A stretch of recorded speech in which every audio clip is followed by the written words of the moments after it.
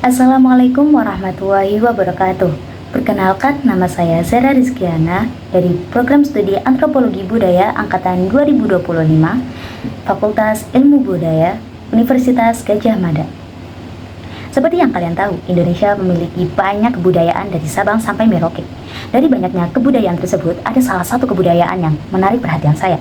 Kebudayaan ini berada di Provinsi Jawa Tengah. Kebudayaan ini saya angkat sebagai topik untuk pemenuhan tugas mata kuliah pengantar ilmu budaya dari Departemen Antropologi Fakultas Ilmu Budaya Universitas Gadjah Mada. Nama atau tradisi ini disebut sebagai tradisi perang obor. Apa sih itu tradisi perang obor? Tradisi perang obor sendiri adalah tradisi yang ada sejak lama. Tradisi ini dilaksanakan di daerah Kabupaten Jepara atau tepatnya di desa Tegal Sambi, Kecamatan Tahunan.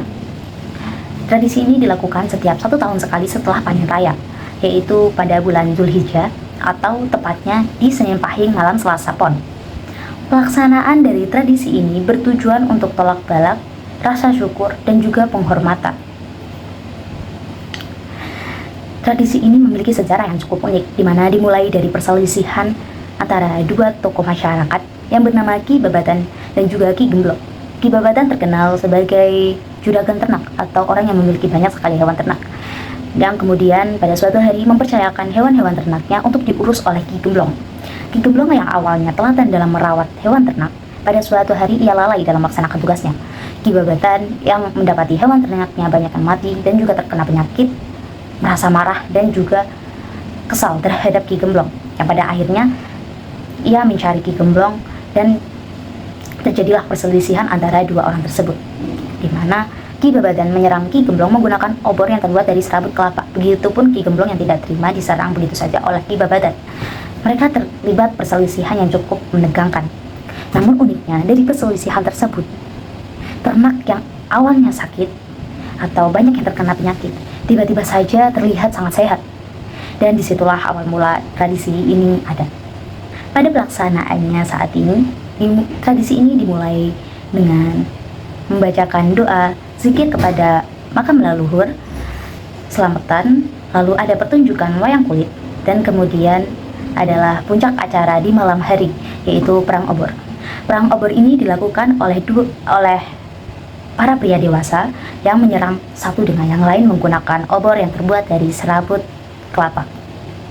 Terlihat cukup ekstrim dan sangat berbahaya. Namun, dalam pelaksanaannya, tradisi ini dilakukan dengan sangat antusias dan penuh kegembiraan dari warga sekitar.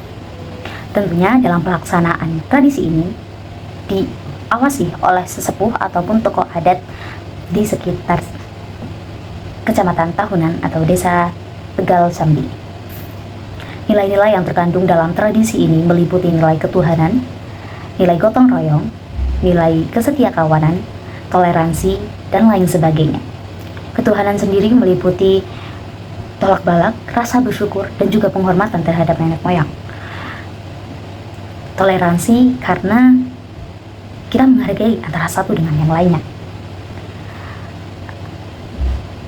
Selain itu, tradisi ini memiliki makna dan juga filosofi yang sangat mendalam, di mana tradisi ini menggambarkan sebuah perlawanan dalam melawan hal-hal negatif dan juga keinginan untuk membawa hal positif ke dalam kehidupan.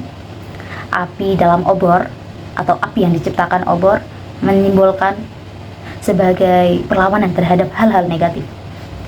Perang ini menjadi salah satu ajang untuk mempererat tali silaturahmi antara warga satu dengan warga yang lainnya.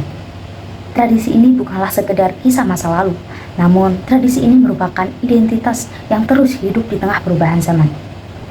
Pentingnya tradisi bagi kita adalah sebagai pedoman moral dan nilai-nilai budaya, rasa persatuan, identitas budaya, dan bisa menjadi sumber perekonomian melalui pariwisata budaya. Selain itu, tradisi juga menjadi transmisi pengetahuan dari generasi ke generasi. Sekian dari saya. Mohon maaf apabila ada salah kata. Wassalamualaikum warahmatullahi wabarakatuh.